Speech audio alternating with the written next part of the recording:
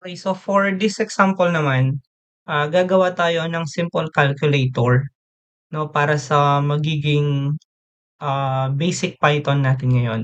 So, ang una magde-declare lang tayo ng function. So, para ma-declare 'yun gagamit lang tayo ng def and then after nun ilalagay natin yung pangalan ng function natin. This case, since gagawa tayo ng calculator, so ang magiging pangalan ng function natin ay calculator. Again, since function siya, meron siyang opening and closing parentheses. So, okay, sa loob ng parentheses natin, magkakaroon tayo ng parameter. Tatlong value yung i-receive natin. And yung tatlong value na yon, ang magiging holder or variable nila will be si A, si B, at saka si operations. Okay? So, si A, ito yung mag-hold ng first number. Si B naman, ito yung mag-hold ng second number. Si operations naman, siya yung mag-decide kung anong klaseng operation yung gagawin natin. Let's say, for example, addition, multiplication, division, and etc. Okay? So, alisin na lang natin ang S. Gawin na lang natin siyang operation. Okay? And then, lalagyan natin siya ng colon. Then, sa baba, ay magkakaroon tayo ng if. So, sasabihin natin if yung operation natin ay equal siya sa add. Okay?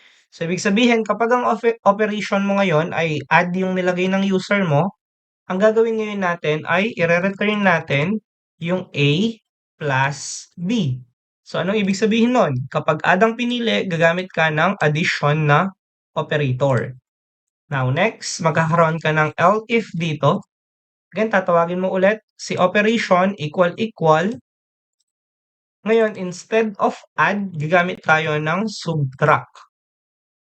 Okay, so dito naman, magre-return ulit tayo ng A and B. Pero instead na addition, gagamit tayo ng subtraction. Okay, so sa baba naman niya ulit, magkakaroon tayo ng another elif. Copy ko na lang, paste. Then dito naman, ang gagawin natin ay multiply. So, baba, copy lang natin to, paste. So, instead of subtraction, gagamit tayo ng multiplication. Now, another elif ulit, paste. So, dito naman, ang gagawin natin ay divide. So, sa divide, magkakaroon ka ng slash. Now, sa pinaka-last, magkakaroon tayo ng else. Sa else natin, magre-return tayo ng tinatawag natin na invalid operation. So, ibig sabihin, kapag wala sa addition, subtraction, multiplication, division ng ginawa niyang operator, isa-send natin yung invalid. Okay? So, ang gagawin natin ngayon, kukunin natin si calculator, then ilalagay natin siya sa baba. So, ang gagawin natin, print, then tatawagin mo yung calculator, and then again, meron siyang opening and closing parenthesis. Again, ang opening and closing parenthesis natin, meron siyang tatlong parameter. First number, second number, at kung anong operator ang gagamitin. So dito, let's say for example, 10, 5, and lagay natin add. So ibig sabihin, ang 10 ipapasa kay A, ang 5 naman ipapasa kay B. Now, etong word na add ipapasa sa operations natin. Now, si operations, ito siya. At mapapansin natin, may equal siya sa add. So, ito siya. So, ano ibig sabihin nun?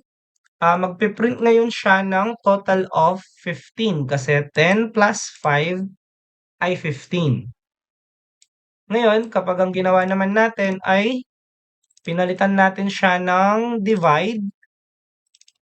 So, magdi-divide ngayon yung number. So, magiging 2.0 na lang siya. So, kung iraran natin yung program, makikita nyo na 15 at saka 2.0 yung output natin. So, simple calculator lang siya na nagbe-base kung anong operation yung ginagamit natin based sa pagpasa natin ng data sa ating function. So eto yung sabihin na natin mini project na calculator para sa ating basic logic Python, series natin.